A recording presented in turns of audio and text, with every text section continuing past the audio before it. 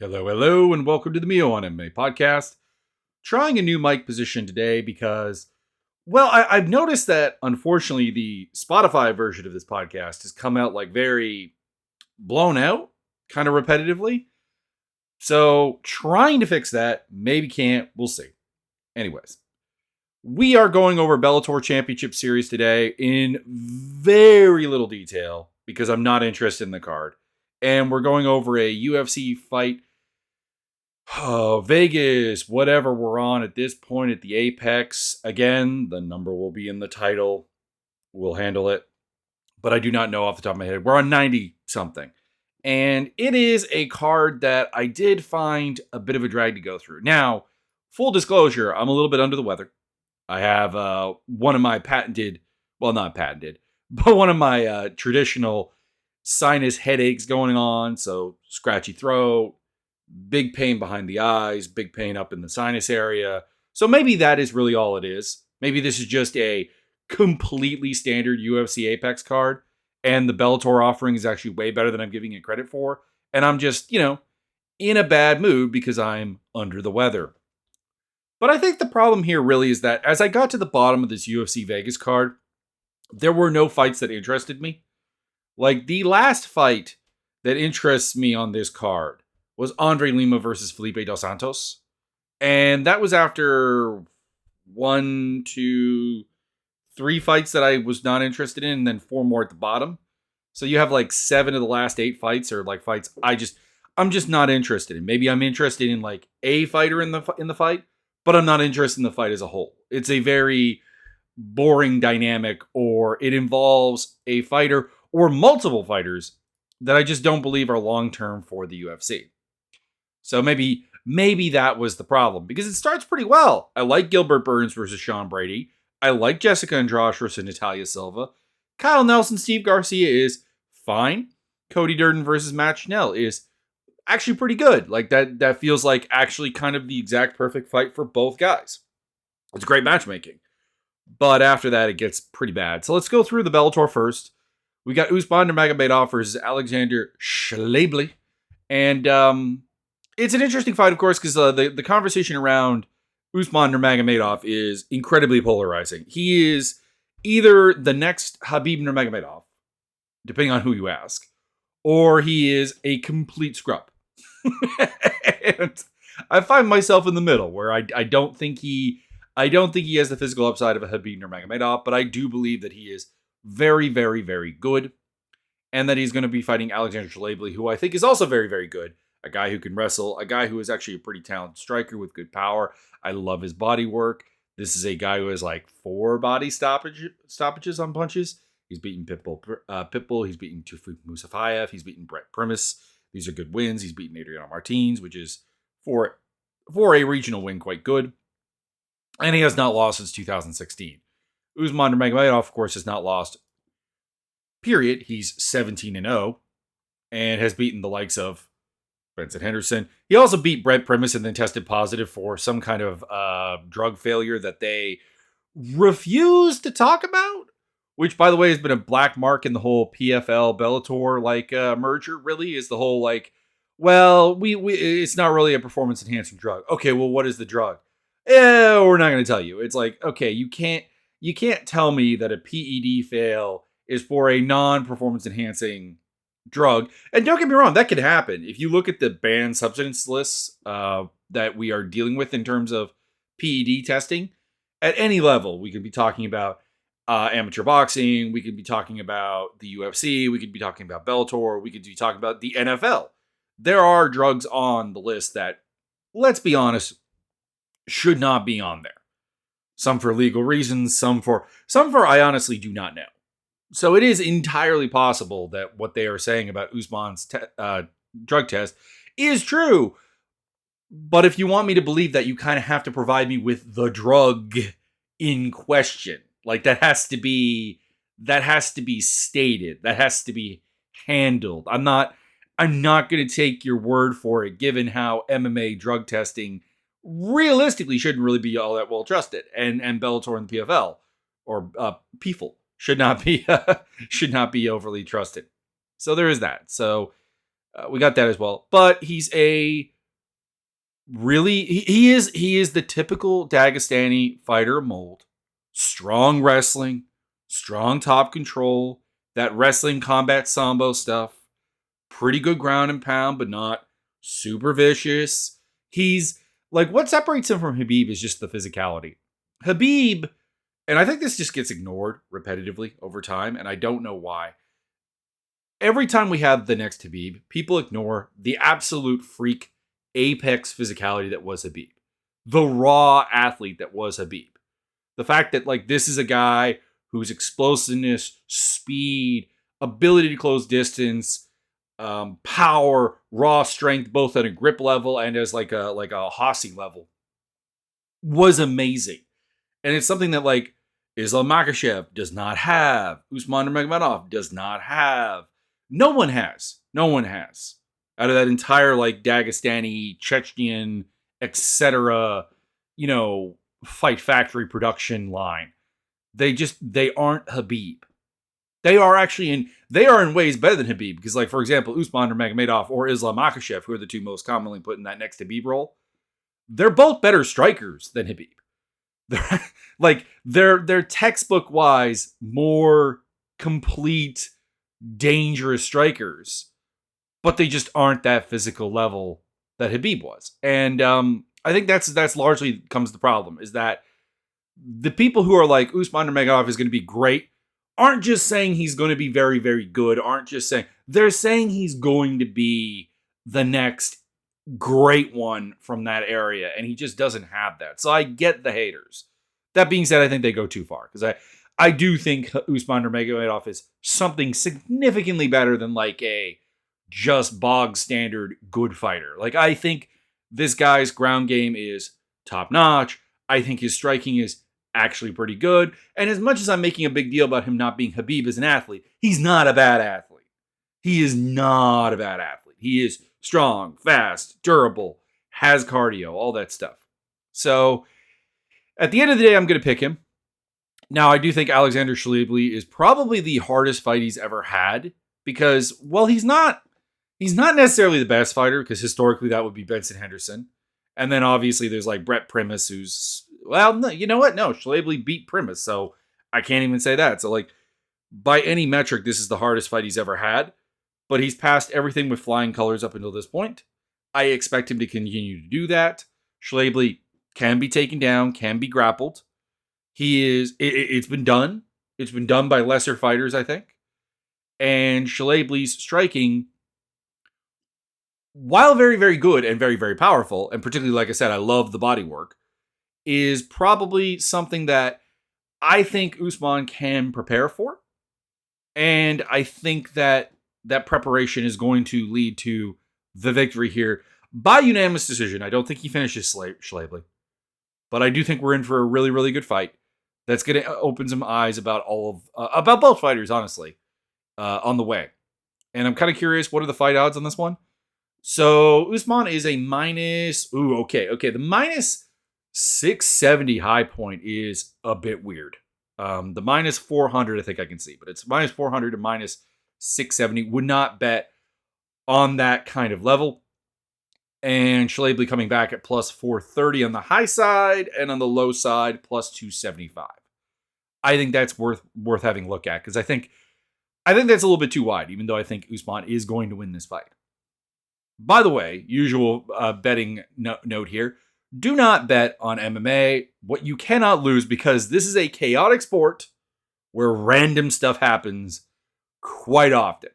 This is not a financial security mission here. I don't think betting on anything is, but if anything is, it's not MMA. So bet what you can lose, because I am going to talk about, what I may be going to bet on and the odds and so on. But it is not a recommendation to like throw down your entire bank account.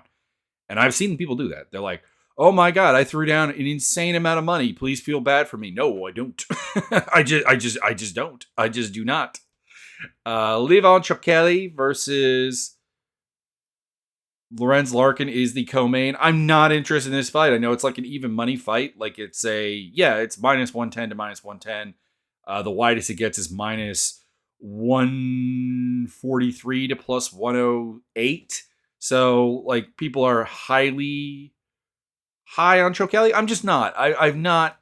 He's 13-2. He's a perfectly fine fighter. His losses are to Go to Yamamuchi and Kyle Crutchmer. They're good fighters. That's not a problem. But I just think that Lorenz Larkin is a different level of physicality to anything Chokelli has ever defeated before. Larkin is a monster. Like I think Lorenz Larkin is legitimately one of the most underrated welterweights in the history of MMA, frankly. Like this is a guy who, yes, lost a split decision to Andrei Koreshkov, who is not looking all that great these days. But like he's beaten Papa Carvalho, he's beaten Andrei Koreshkov by split decision himself. He's beaten Neil Magny, George Masvidal, Santiago Ponzinibbio. These are really good wins, and like the people who have beaten him are all pretty damn amazing. There are a couple of exceptions here, of course. Like he does have a loss to Francis Carmo and to Costa Philippou, which in hindsight look really bad. But like Brad Tavares, Derek Brunson, the amazing Albert Tumanov, Douglas Lima before he became crap, and like Paul Daly. That's pretty good. That's pretty good. Anyways, I've got Larkin by TKO. There you go. Douglas Lima, Aaron Jeffrey. I don't trust Douglas Lima to win things anymore, is just what it comes down to. Like in his prime, this was an interesting. Well, to be honest, actually, I take that back. In his prime, I would just pick Lima to actually school Jeffrey. So there is that problem. I guess there is at no point been a time where this is an interesting fight. It's just we've come out on the other side of it that like Lima is so broken, low output, slow working, minimal like technique, not technique, but limited creativity and dynamicism that like he's probably going to lose to Aaron Jeffrey, who is a reasonably good athlete, a fairly decent striker, and a guy who can grapple and wrestle enough that like it's not a big problem. It's not something that you can take advantage of. So Jeffrey is a minus 138 to minus 166 favorite. Lima is plus 110 to plus 140. So I am going to ride with the favorite, Jeffrey, by decision in a fight that just honestly probably ends up being just a little bit sad, is kind of like the problem, honestly. Like that, there is nothing sadder in MMA than watching guys who in their prime would have absolutely destroyed the guy that they are fighting, or the girl that they are fighting, and that they are probably going to lose just because of what they cannot do anymore. And particularly with Douglas Lima, it seems like a mental block that he is just. This guy was very, very good at one point. This guy was Bellator champion. And now it's like losses to Jason Jackson, Michael Bennett Page, Yaroslav Amosov, Gegard Mousasi, the ghost of Rory McDonald. It's not great. He did beat Costello Van Steenis last time out, so I guess there is hope. But I think Costello Van Steenis is a flawed fighter in his own way. Samuko Inaba versus Mackenzie Stiller is a interesting fight, I guess, just because of Stiller being an up-and-comer. How old is she? She's 25. Yeah, okay, so she's a legit prospect. I guess that'll be interesting, but I think Inaba will win because she is a strong top grappler, just kind of boring, kind of sucks the life out of the fight a little bit. But you know what? If it gets you the win, it gets you the win. I'm not going to complain about it too much. She's coming off a win over Soraya Orozco at PFL 4, which was actually a pretty reasonably okay fight. But I just remember her fights with like Veda Arteaga. There you go. And Nadine Mandiao, which were just kind of dull. So, anyways, pick her by decision. I do not care about Yancy Medeiros versus Jora Avazian. Jordan Newman versus Iman Shafi Aliyev is an interesting fight. They're two undefeated, like pretty legitimate prospects here. And I do use that with the term of my term, which is young fighters. I mean, I guess Newman is 29 years old, but like he's relatively new to the game, 4 years as a professional fighter, still fairly prospectish. Anyways, he's fought basically no one. Aliyev has faced basically no one, but they both have a general solid grappling background that should translate into something. I'm taking Aliyev to win. I just think he's a little bit more seasoned, a little bit more ready than Newman is. But it wouldn't surprise me one way or the other. Bryce Meredith also on the undercard. He'll probably win. So let's talk about the UFC. Sean Brady versus Gilbert Burns in the main event. Sorry, I had a little bit of a sniffle there. And this is a fight that I'd like to make complex, but it boils down to Burns's health issues and age. He's 38 years old. He's been picking up injuries pretty frequently, not fighting at 100% for a while. And it's a fight that him in his prime would have won. His fight with Khamzat Chimaev was amazing. And Chimaev is a way better version of this fight than Sean Brady is. And Sean Brady's best win is Jake Matthews. Because Michael Chiesa and Kelvin Gastelum are just cooked products. They're overcooked. They are the overcooked spaghetti of the MMA 170 landscape. So under those circumstances, you'd pick under prime for prime, you'd pick Burns easily. He's the better grappler of the two. We're talking a very top flight jiu-jitsu guy. He's the better striker of the two because he actually has a striking game. Sean Brady really does not. I don't want to clown on the guy too much for getting knocked out by Bilal Muhammad, who is, now the UFC welterweight champion. And obviously that loss ages pretty well. But the manner in which it happened is still a concern. That this is a guy that has to have a functioning grappling game going on in order to win fights. And he's facing a guy who's just way better at jiu-jitsu than he is. But there is that 38-year-old facet there. And it would not surprise me if Brady comes out and just kind of just proves to be way too much. It's I'm in my prime. I'm 31 years old. I'm ready to go. This is the best Sean Brady we're ever going to get. This is the man. And 38-year-old Gilbert Burns. This is probably the worst Gilbert Burns we've ever had. But Gilbert Burns still looked reasonably competent against Jack Della Maddalena, even though he lost. And I generally have the fight with Bilal Muhammad kind of as a number one is again, Bilal is now the champion, but number two, that they both took that on very, very short notice and both were injured. So I don't think that that's a probative fight of either of them. So I am going to ride on Gilbert Burns here by decision. Sean Brady is very, very hard to submit. He's kind of just built for it. Really, really strong. Not a lot of limbs to work with. No real neck to choke. But he's got gas issues. He's got issues where he does have to grapple. There is really no boxing oriented or kickboxing oriented winner's path for your boy Sean Brady. And I do think that that is a huge problem when you're facing off against a Gilbert Burns. You either have to be able to completely blow him out of the water with your physicality, a la Khamzat Chimaev, or you have to be able to hurt him on the feet, a la Jack Della Maddalena, or you kind of have to be able to do both, like a Kamaru Usman. So I am going to go with Gilbert Burns by decision. I would fault no one for going the other direction because it is entirely within the realm of possibility that the clock is just up and that this is Sean Brady's perfect moment in time to make things happen and do the dance, get the W, pick up the big win, and honestly probably move into title contention at that point. I mean, he's not getting a title shot as long as Bilal is champion, but be in that rarefied contenders class with the likes of Jack Della Maddalena, Ian Gary, I'm blanking on who would even be. I guess Leon Edwards is still in there. And I guess the way they talk about him, I guess Usman is, but he should not be. Brady is the favorite at -185 to -194. I can't fault that. Burns is on a 2-fight skid, and like I said, is old. He's pushing 40. And Burns is +150 to +160. Jessica Andrade versus Natalia Silva. This is an interesting fight, but it could also be not a very good fight. There is a good fight, bad fight vibe here.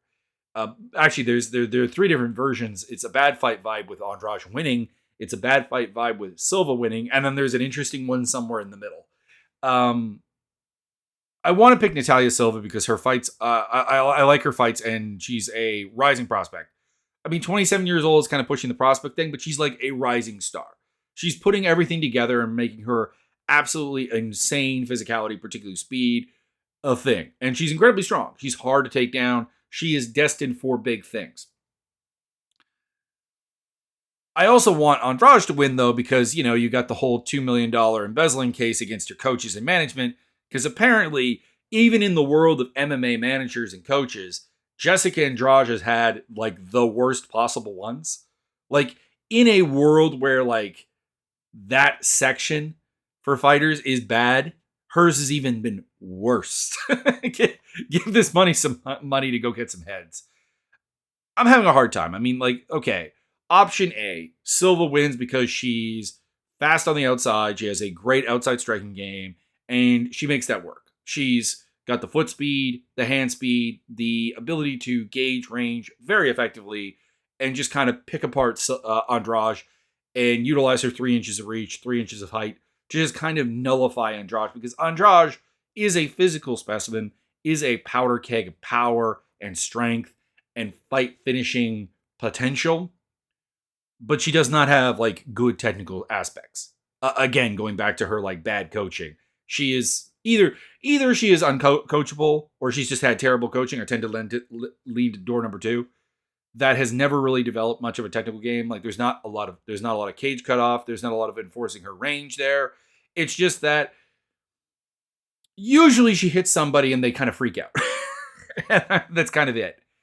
Or she gets a hold of somebody and they, feel the power and they get taken down. Like I think Silva is somebody who is going to have a game to stay away from that and work her way. So that's option A.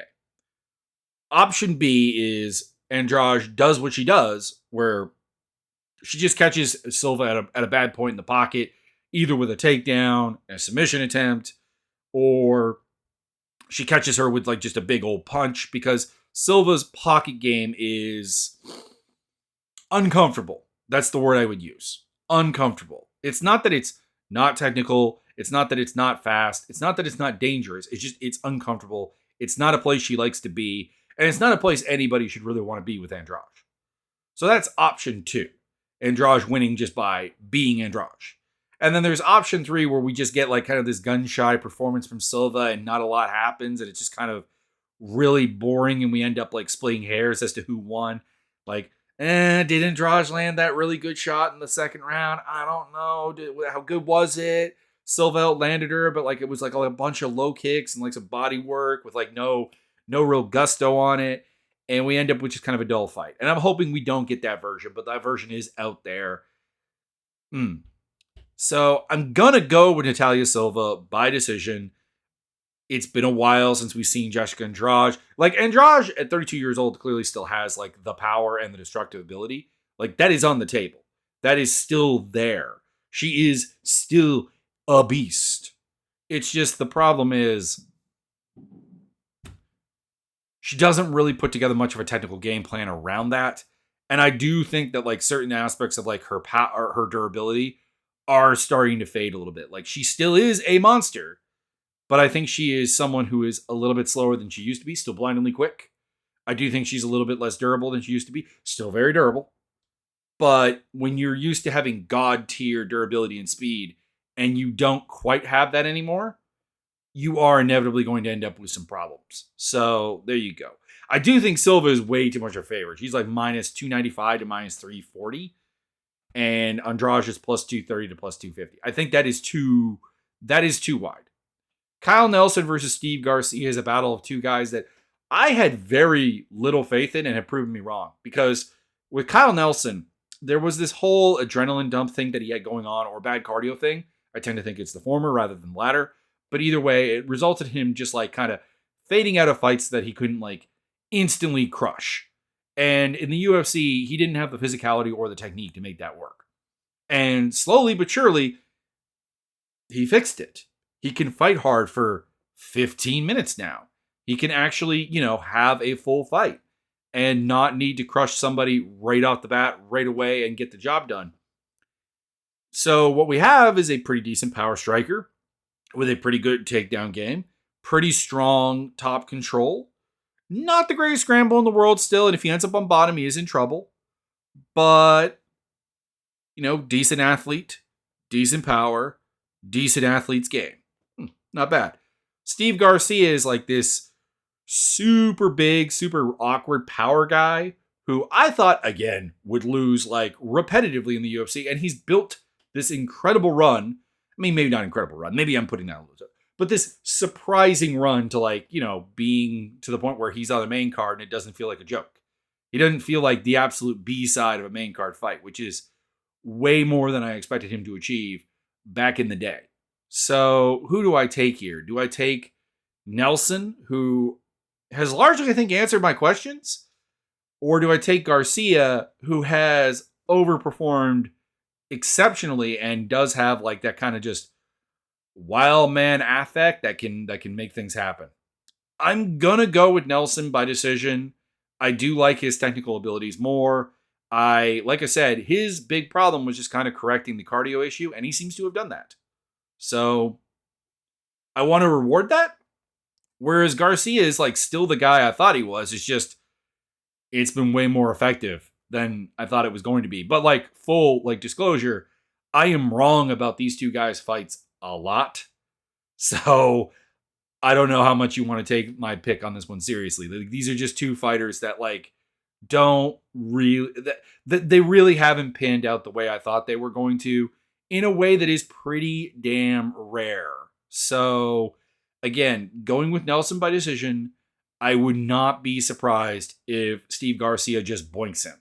He is one of those boink fighters who just wins fights that really don't make any sense. So Garcia is the favorite at minus 180 to minus 194. That's too wide. And Nelson is plus 150 to 155. I personally think that this should be like just basically an even money fight. They're both guys who have overachieved by a long shot. And they're both guys who are kind of facing a bit of a pretty unique test that they haven't really passed before. So we'll see what happens. Matt Schnell versus Cody Durden. I really want to pick Matt Schnell. I really, really want to pick Matt Schnell. I like Matt Schnell. I like the fact that he is an absolute warrior. He goes to war. And like, this is a guy who will get hit, keep coming. And unfortunately, his chin just kind of failed him. And he's always been kind of wrestleable. He's always been grappleable. And he's not necessarily all that powerful himself. Like, it's his striking relies on volume and craziness as opposed to like natural physical gifts. Cody Durden, he's chokeable, he's hittable, but he does have a good wrestling game and does seem to have a pretty good chin on his shoulders. Although he did get knocked out by Bruno Silva really recently. He's on a 2-fight losing skid. But like Bruno Silva, Tadger Ulanbekov, really, really good fighters. They have a certain aspect that Matt Schnell just doesn't have of physicality. And also like dominant skill set that Matt Schnell does not have. So yeah, Matt Schnell's going down again. He's 1-4 in his last 5, effectively. I still count the loss to Bontarine as a loss, even though Bontarine did test positive for something. But like, I think if you look at that fight, the idea that performance-enhancing drugs were like the key to the victory is a little bit silly. It's just like kind of how Schnell was losing back at that time. And of course, like the win over Sumu Jarji was a great comeback, amazing display of heart. But like, I just think Schnell doesn't really have the durability to win fights anymore, because I think his style was always going to end here. When the chin starts going, he was going to start having massive problems, and we're here. So Durden by TKO. I don't usually pick him to finish people, but I don't think you really see Schnell losing decisions that often going forward. I think he just ends up in a bad position at some point and just gets pounded out. So there you go. Durden is a minus 300 to minus 340 favorite. Schnell is plus 240 to plus 250. That is maybe a little bit wide, but that's not too bad. Trevor Peek versus Yanal Ashmouz. This is the Trevor Peek standard fight right here. He is a very physically talented fighter who has no technical game. Like, this is I throw standing hammer fists on the feet. I wrestle because I'm a madman and insane. I do all the, like, it's a mess. I talked about Steve Garcia being a mess. Trevor Peek makes Steve Garcia look like an absolute technical god. That is how bad we are talking. So the question just basically becomes, is he physical enough to beat Yanal Ashmouz, who is not a great technician, but like there is a technical background there and there is some athletic ability, particularly power and strength. I'm going to go with Ash Moose by decision because Peak is, really tough, it seems. But at the same time, like, it's not going to surprise me if Trevor Peak is just way too physical for him. It's just, Peak is going to be one of those guys that I'm going to be repetitively not surprised when he wins fights because I don't think they'll ever matchmake him above this level. But at the same time, I am going to repetitively pick against him just because I can't really trust it. Like there's nothing trustworthy here. The only people I'm going to pick him against are like just guys who cannot physically compete at this level. And I don't think that that's Ash Moose. But at the same time, again, not going to be shocked if he just absolutely lays waste to the man from Israel. So Peak is a minus 120 to minus 130 favorite. Ash Moose plus 100 to plus 105. That is fine. Then we have Rong Zhu versus Chris Padilla. I don't know. Rong Zhu is young enough that he might change and like become better. Like I think he's a guy who's not hard cap because everything he's learning is sort of correct. He's like the fundamentals are like reasonably okay for a wrestle boxer with him. And it's why he like, after getting cut by the UFC just went and did the road to the UFC, won it, and is back here again. So he could definitely win. But Padilla's got that kind of like neck hunting, submission hunter game that Rong Zhu has fallen for before. Like if you look at it, he's got, I think, 4 losses by choke. Now, some of them are like to like Ignacio Bahamondes, who's like just a bizarre experience to fight against because of the physical natures of him, the dimensions of him. But Padilla is,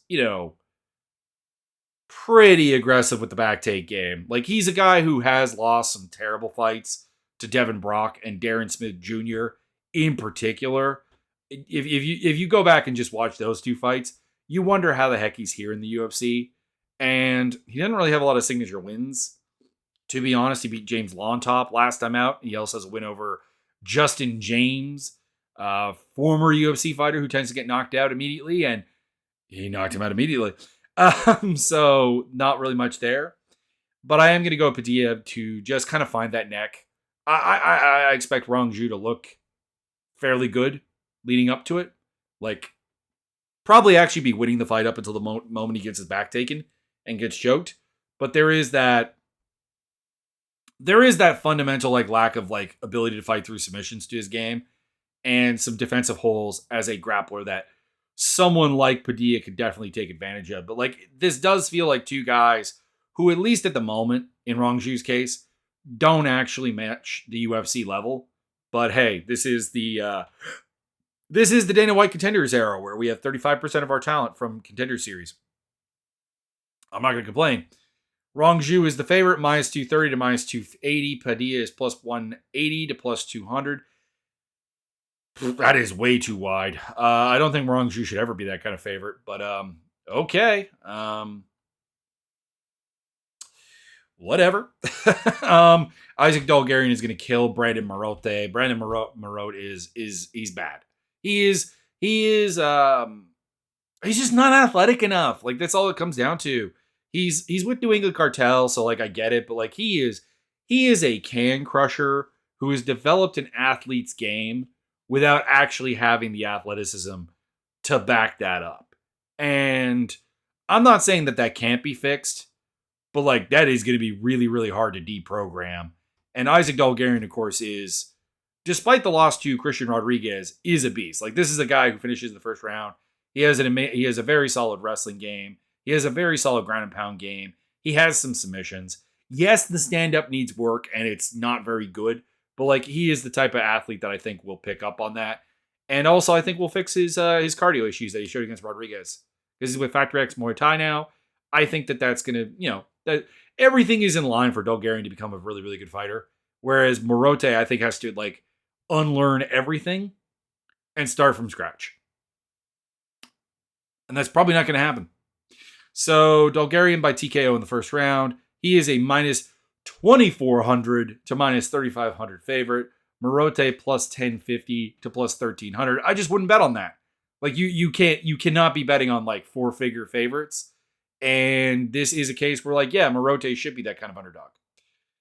Andre Lima versus Felipe Dos Santos. This is a weird one because these are two guys who have had a weird run in the UFC. So they both had looked really good in their debut. Lima admittedly getting the win over Igor Severino because of getting bit. So that's a little bit lame, but like he was looking pretty fine before that. Like the clinch control he was exerting was pretty good. The stand-up looked pretty solid.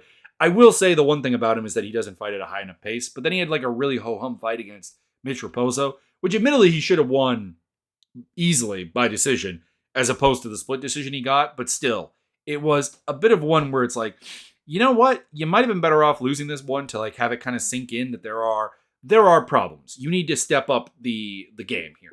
You are a good enough athlete, good enough striker, good enough clinch fighter, good enough grappler that there is nothing really limiting you, but you work at a slow rate, which means everyone's going to kind of hang around with you.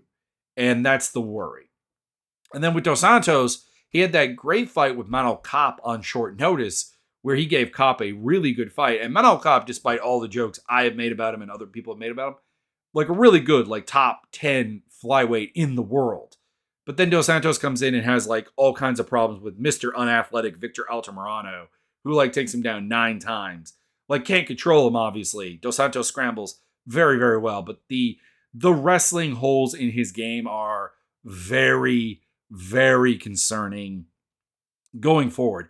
And I think that's something Lima can capitalize on. Like Lima is a guy who, like I said, does like to fight in the clinch, does like to kind of like show off a little bit of musculature. He's not the wrestler Altamirano is, but he's a far better athlete. So I imagine Lima can make some takedowns really a big part of his game here, as well as being the better technical striker.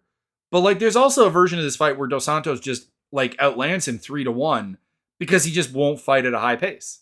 So we'll see. I'm going to pick Lima by decision. It's hard for me to look at a guy who got taken down 9 times by Victor Altamirano and be like, you know what, this guy is someone I'm going to be picking going forward. It's like, I need to see that addressed. I need to see that fixed. I need to see that handled. Either that or I need to see him become really, really dangerous on the ground. And he is with Diego Lima Shooter Box. So maybe that's the case. Maybe like Charles Oliveira will get in under the hood and be like, all right, sir, we are going to make you into this like grabbing of every limb and neck and like, octopus on the ground that no one's really going to want to tangle with. We're to turn you into Alan Nascimento, but with a striking game. I don't know. But yeah, like I said, Lima by decision. He is a minus 175 to minus 188 favorite. Dos Santos plus 143 to plus 155. There is a live dog there. Gabriel Santos versus Yeeha? I don't know. I've watched this guy fight like in some like and get his name pronounced several different ways. I don't know. Hopefully we'll get like an answer on that. He's gone through road to the UFC twice, made the finals twice, won the second time. I'm taking Santos to win because he's just not very good. I mean, neither of these guys are. Santos is like a can crusher, but like Santos is a decently good athlete with like some technical games to him. Like his record is padded, but like he did go the distance with Laurent Murphy in a pretty good fight. That's decent. And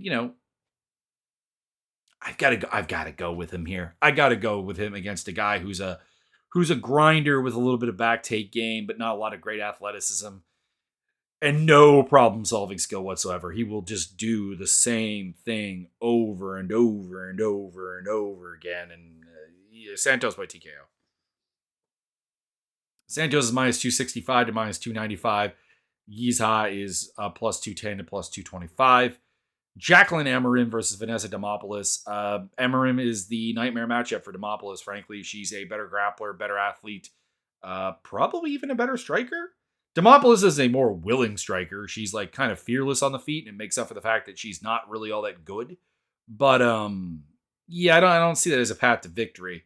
She is very, very hard to submit. She is very hard and she is also durable and tough. So I think it goes the distance and Amarim wins, but like it should be a pretty easy win for Amarin, who's kind of fixed her gashing issues after the Sam Hughes fight. And yeah, I think it's a safe pick. Amarin minus 300 to minus 333. Demopoulos plus 230 to plus 250. Andre Petrosky versus Dylan Budka. Going with Petrosky. Budka is bad. He is a grinding, unathletic grappler who's also kind of small for the weight class. Like, yeah, he's just gonna get beat up. Petrosky is a strong dude. Really, powerful, good grappler. Yeah, I know he's had some awkward fights, but he's beaten guys like Nick Maximoff, Wellington Turman, and even Josh Fremd, and they're not different to Budka, and they're better. They're all better at something. Turman's a better grappler. Fremd is a just much bigger person. Maximoff is a better wrestler, or Maximo, pardon me, is a much bigger wrestler. So yeah, I got to go with Petrosky here by submission. This is a weirdly close fight. Petrosky's only minus 270 to minus 310. Budka's plus 210 to plus 240. Like, for comparison purposes here, Petrosky is a lower favorite than Jacqueline Amarin, lower favorite than... There was another one here. Cody Durden is a bigger favorite.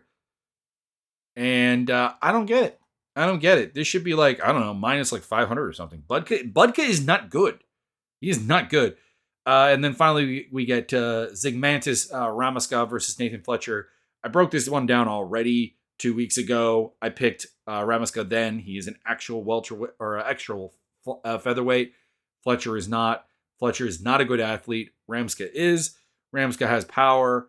And yeah, that's about it, really. This fight just didn't take place because apparently Fletcher's leg had not healed from tough, which is weird that they would have booked it given the injury. Like, it was a significant injury. So anyways, Ramska by TKO. Fletcher is still somehow the favorite at minus 125 to minus 140.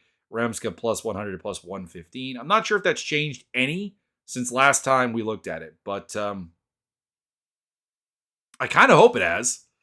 I kind of hope Ramska, but yeah, I don't really understand why Ramaska is an underdog here. Fletcher's just not very good.